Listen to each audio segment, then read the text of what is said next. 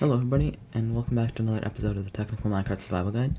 So in this episode, we're going to be building up a piston bolt to our starter base. So I just moved up the starter base portal from the nether roof to up here, so this is at the level of our middle floor of our nether hub. So you can see we have one floor above and one below, so that it's pretty accessible to our sort of spawn nether portal. And I know it seems kind of stupid to build such a small piston bolt for such a small distance, and it is, to be honest, but I don't know, I just like building piston bolts. I think they're really cool. And yeah, you might be wondering what kind of design we're going to be building, and what I'm going to be doing is pretty much just like a very much oak, sort of like oak planks, very like 2012 style, so just kind of the style that I built my my treehouse in, so that it just kind of reminds me of my like starter days. So without further ado, let's actually get some materials. So I'm going to be building the tunnel first. Actually, I'm going to be building the floor of the tunnel first, and then the bolt, and then the rest of the tunnel. So I'm just going to be getting some shulker boxes. Where did I put all my shulker boxes? I think I left all my shulker boxes over there. What I'm going to be doing is just bringing any sort of thing that seems kind of useful. I'll probably need to farm a bit more oak, and we are going to be making a tree farm eventually, but for now this is going to have to do. So yeah, we're just going to farm a bit more wood, and I'll be back when I think I have a decent amount. So my recommendation for designing a piston bolt tunnel, or really any tunnel of course, it just happened to be building a piston bolt tunnel, but if you're not into piston bolts it doesn't really matter. My recommendation for building a nether hub thing is just kind of make it themed around what it is. Pretty much what I mean by that is, if you're going to your iron farm, maybe use a lot of like cauldrons, anvils, iron trapdoors. I have no idea why I went here. Oh wait, actually I do need something. I need all these shulker boxes. Obviously I won't need all of these shulker boxes, but it's just nice to have a bunch. Okay, I think I'll just place all these shulker boxes right here, just for kind of storage for now. I don't really have a place to put them. Next I'll go over to my spawner over there, and I'll get myself some bones, just so that I can have some bone meal. And yeah, I think I'll just be back with you when I have everything that I need. Alright guys, and we're back. So we have a bunch of oak logs, a bunch of planks, a bunch of oak slabs, and a bunch of other stuff that I think kind of relates to early game stuff. So, and of course, actual redstone materials to build the, the actual... By the way, you might notice that I have a different enchantment glint, and that's actually from VanillaTweaks. So from now on, I'm going to be including in the description that I'm using the VanillaTweaks resource pack, as well as another connected glass texture pack. So not the clear one, just so it's exactly the same except the borders are connected. So as you can see, we just have like, it's really nice. So everything looks way better now. Yeah, I don't know how I've been playing without this for so long. Also I changed the texture on observers. Yeah, also I got the texture packs for observers, droppers, dispensers, and sticky pistons, so that they indicate like what state they're in. So a sticky piston, for example, will now be sticky on the sides as well. So there's that, and also observers will now, like whenever they're powered or something, then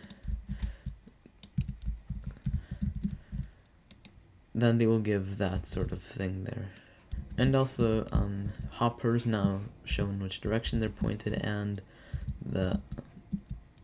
dispensers also show which direction they're pointed. So those are the Reese's packs I'm using right now, and I will pretty much include in my description that I'm using a bunch of VanillaTweaks stuff, and also the connected glass textures, which those are not from VanillaTweaks, because I know there's a glass texture that has no borders, and I have to say I like the borders, and there is a clear glass texture that has the Optifine connected thingy, But the thing with that one is that it's like clear glass, and as I said, I want to keep the texture the same, just have it connect, if you know what I mean. But anyway, this is the terminal that we're going to be using here, so let me get out my shulker boxes real quick. And as I said, we're pretty much just going to be freestyling it. I'm not going to spend too much time doing whatever. But what I do want to do is first load up a schematic for the station. So I think, yeah, this is the straight piston bolt station, and I have schematic rendering turned off for some reason. Oh, I just realized why. It's because I was in single layer mode. Alright, anyway, that's what we want, and now we're just gonna quickly turn it like that, and this I can do with some hotkeys. But yeah, so this is gonna be the thing. Obviously, I'm not gonna be using iron blocks. I'm gonna be using this color palette here. So let's start with the the backbone. So I'm gonna be using oak planks, I think. I think that would fit pretty well, and should probably actually make the room for the portal here. Tweakeroo mod is such a great mod. It really helps with like placements of everything and stuff. So you can actually place stuff where you want it to be without placing like 10 extra blocks. But alright, pretty much what you want is your straight station is going to be here. Any one of these terminals is going to be this. So I'm going to have the heading out terminal to be on the right. If you live in like, I think England or Australia or somewhere where they have the side of the road that you go forward on to be on the left, then obviously maybe do it on the left. But for me, I live in America, and this is how my roads are. I just realized that we actually need a diagonal bolt going back here, so this is probably gonna yeah, this is not exactly gonna work because we need a diagonal bolt. Obviously we have to have two piston bolts, so one on the left, one on the right. So that means actually all this is having to be taken down. But anyway, yeah, I'll just play around with some block palettes here, and I'll tell you how it all turns out. Alright everybody, so I think I came up with something like a pattern. So here we're gonna have, again, like, kind of like on the floor, stone slabs, and wood here for the blocks that the rails are under. So if there's like a wood slab, then directly under that there is a rail. So I also, on the inside and on the underside, I did this like top half slabs because I think I kind of like how the oak things stick out kind of halfway. But the problem is that we actually get mob spawning on the top, so I put top half slabs on top of that, just in the same thing. So, and then on top of everything pretty much that's supposed to be spawn proof, I put just white carpet. Now let me actually quickly show you how to curve the rails. So I left out these sort of spots here around the rails. So what you want to do is place two blocks that are easy to break. Alright, you place two blocks there that are easy to break, and you place some rails like that, and then you remove the rails and the blocks, obviously, and for the blocks I'm just going to replace the slabs, and there you have one curved rail. Now you want to do that for everything, so let me just place a bunch of slime here, because I think slime is the best scaffolding block. Pretty much because you can break it instantly and it doesn't have to be supported by anything, unlike normal scaffolding. Alright, there's that, and then I'm just gonna place some rails here. So this rail looks curved, but it's actually curved in the wrong direction. We want it curved so that it's kind of like that, so that if you think about this as like the mouth, it makes kind of a smiley face, and then there's, if you draw some eyes here, there should be a smiley face. This will make a frowny face because it's curved like that. So we just want it like this, and now it's a smile. Alright, and that's the last one, so there we go. I don't care about the slime blocks that I dropped because because slime is pretty plentiful at this point. But anyway, now what you want to do here is at this rail, so this is a diagonal to straight thing, so you want to place a rail like that so that this rail curves that way. So that pretty much, when you are riding onto here and you ride on this detector rail, you ride off into here and a piston will push you onto this. Alright, and for the straight piston bolts, they have to be alternating. So here, the first one on the diagonal, the straight intersection, has to be like this, and the next one will be like this. So pretty much just place a slime block kind of in an alternating pattern here. And yeah, as I'm finishing up though, I just want to mention that this is only really useful for kind of small piston bolts, so like this, because it's only like a couple blocks to over there. I'm just building it just for cool, but in reality, you, like, when you're building a very long piston bolt, like over a couple hundred blocks, then I might suggest to use machines, and I'll make a video on that later. Okay guys, so there's one more thing you actually want, and that's the lever. So in case you're going in the north direction or the west direction, for the straight piston bolts, for diagonal ones, they're fine. You want to power the block that they're on so that it works properly. And here, since we have an alternating pattern, we can't have the levers on the same side all the time. You can do it from the bottom, but I think it would be better like this.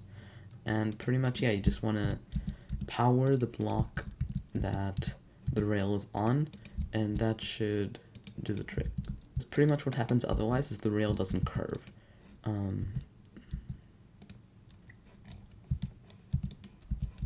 Yeah, okay, so now it curves. It didn't curve immediately, so I think you might want to... Yeah, you have to place it like that. So you pretty much have to, like, replace the rail every time, so... Right, I'll decide later what to do at the end here. Like, maybe we'll add another curved rail just in case. But now anyway, yeah, just take out this and... Okay, I'm pretty sure now that once you remove everything, I think now you can remove the power sources. So, should be fine now. So you have to remove the rails first on the sides, and then remove the power sources, because otherwise the rails curve back, and you would have to redo the whole thing again.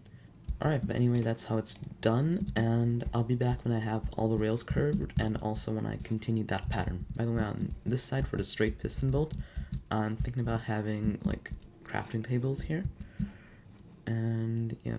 Okay guys, so this is what I really don't like about piston bolts, is that they're really finicky, and as far as I know, so this transition has to be timed so that these two pistons fire at the same time, I think.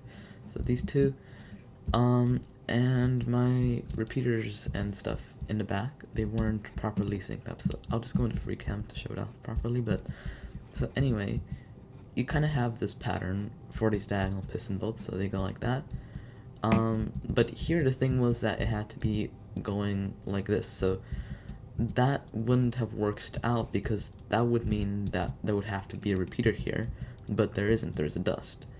So what I had to do was actually slow this down by like a little bit, and here pretty much just activate this piston by itself, I think.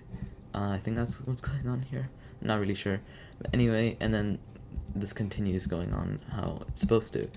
And I had to do it for that side as well, obviously. And it does work.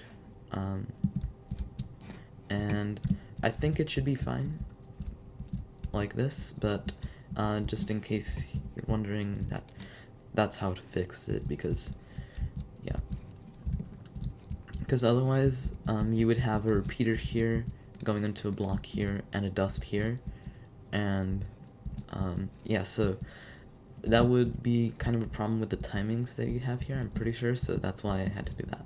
That's just little note on here. For me, luckily, it turned out that the rail curving was correct, because obviously since they alternate, and if I turn on the schematic, it has to be alternating in a specific way, so it has to be this one here to be the last one, and then you get onto this rail. I'm pretty sure it could be done otherwise, so like, if this last one turned out to be like this, then you could just make this a bit longer, I guess. I don't know, but I'm sure there's a way around it. Luckily, I didn't run into that issue, but I ran into this issue where the repeaters were off. So that's how I fixed it, and in case you get that, that's how you should fix it, I guess. I'm not sure. Alright guys, so as you can see, we are completely done with this. This actually looks amazing, I think. Well, not amazing, obviously, but I'm really happy with how it works, and obviously, it's a fully functional piston bolt, so that works really quite well. And we can, of course, go back, so both of them work, and the transitions work really quite nicely as well. And I'm not going to do a dispenser system.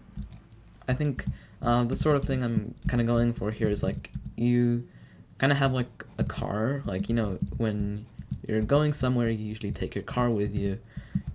So I mean, like, your car takes you somewhere, but anyway, you always bring the same car, so this is kind of my idea for that. And let's actually take a look at how it looks like from the outside. So obviously it's a super tiny piston bolt, just a little bit over here, but as you can see, we have just on top of the oak logs, I placed some carpets, and then on top of, like, directly above where rails are, I placed these oak wood slabs. And yeah, so it's I think it looks pretty nice. You can't really see that there's actually glass there because I have the connected textures on. And if you're wondering why I didn't make a time-lapse, because for the last few projects I've done time-lapses, that's because Replay mod is actually incompatible with Optifine, and I'm sorry, but I really like these connected glass textures, so that's why no time-lapse. Whenever I'm doing a bigger project, then I'll probably still make a time-lapse anyway. I'll just take out Optifine from the mods folder. And yeah. I also moved the nether portal, so it's over here, and I made a new portal on the overworld side, so that it matches up better with the coordinates, so it's here now. And yes, I think I'm very happy with how this turned out. So, our next project is probably going to be,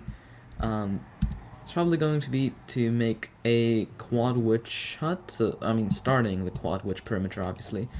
So, I think it's somewhere in that direction. This nether hub is gonna look so cool when there's like just tons of piston bolt connections going everywhere. Yeah, I'm absolutely loving this. I'm really happy about this because I used to play on a Spigot server, and as you might know, Spigot, it doesn't like redstone. It's kind of bad in terms of redstone. It just, like, if there's a little bit of lag, the redstone gets shifted to the next tick, and obviously that would break a bunch of stuff if the timings are way off. So I couldn't really make contraptions like this on that server as far as I knew. And yeah, I just want to mention one more thing. The diagonal to straight transition, if we just go under here, diagonal to straight transition actually needs some redstone on the underneath side of it. So that's to get the one game tick offset, so that the piston bolt starts properly and it's not locational or anything. But anyway, yeah, that might be a problem when we come to this. I mean, we're probably never going to use all of these, and yeah. Anyway, I really hope you enjoyed this episode of Technical Minecraft Survival Guide. If you want to see more stuff like this, make sure to subscribe, and if you like this video, make sure to leave a like. But anyway, I'll see you next time. Bye!